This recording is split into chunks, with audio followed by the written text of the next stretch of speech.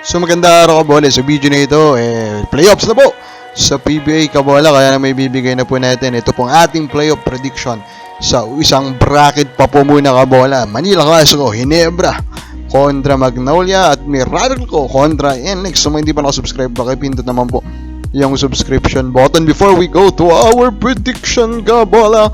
Ito nga muna ang comments po ng mga fans sa ating mock draft video. Carlo Valenzuela, hawak ng RS yung pick ng Blackwater sa trade ni ng Batak. Yung pick po ng TNT ang nakuha po nila kabola. Vandy Van Dyne, Converge 5Xers, Justin Baldassar at Kai at Kobe Paras at Trent Sabando. Of course, that is not happening kabola. Imposible pong mangyari yan. Then Crafty Corn, The Artist Unicorn, 3 picks sa second round ng Converge. Okay, thank you. Ernest Katobag, hindi ka talaga updated. 3 pick po ang Converge sa round 2. Okay po, we will try to be updated in our next mock draft kabola para wag na po kayong magalit po. Ano? Now kabola, before we go to our prediction, ito muna. Pag-usapan nga natin, ito pong sitwasyon nga po ng TNT. Ganda ng RTL dito, ito si Homer Saison. TNT has never been the same since Mikey Williams left. Kung mapapansin nyo si Homer Saison, talagang nire-real talk niya po ng nire-real talk. Ito pong TNT, and that's basically yung paulit-ulit niya rin po na punto. Ano po? Na ito nga pong TNT. Parang nag-iba or nagkahirap-hirap kabola nung ito nga si Mikey Williams ay hindi po bumalik for this season kabola. And in a way, that is quite ironic, di ba? Kasi nga po, ang main issue nila with Mikey Williams is that cancer siya sa locker room and etc. Pero in reality kasi, the play, the result of the game inside the court, it's still the most valuable thing in maintaining the chemistry and the good attitude of a team kabola. And if they're not winning because their best player Mikey Williams is not there kabola, wala tayong magagawa. Ang pinaka-positive lang kabola na naganap dito po sa pagkawala ni Mikey Williams, yun yung totally po na pag-blossom po ni Calvin Optana into a real and legit kabola na go-to guy po kabola. Now, pag-usapan natin po, ito pong ating prediction. Una is Meralco kontra NLEX kabola. Of course, dalawang sister team din.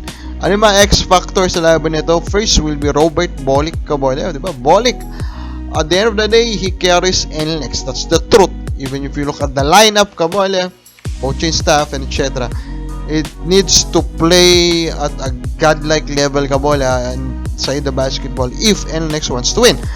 Meralco kabola, of course, will be there, and free throw shooting could be a vital part in this series. And then the bench scoring kabola will be vital also, specifically again for NLEX kasi po lamang sa size ang Meralco. And kapag lamang ka sa size kabola, the other team needs to exert more energy. They need to be more efficient and effective in the way they play kabola. So, ganun po yung dapat pong mangyari for NLEX. Their bench should come to score. So, which team will win? For us, our choice will be the Meralco Bulls kabola.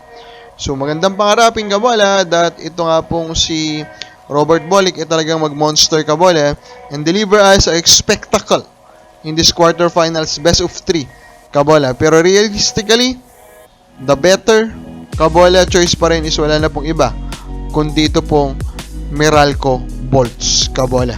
Now, dito muna po tayo sa Manila Clasico.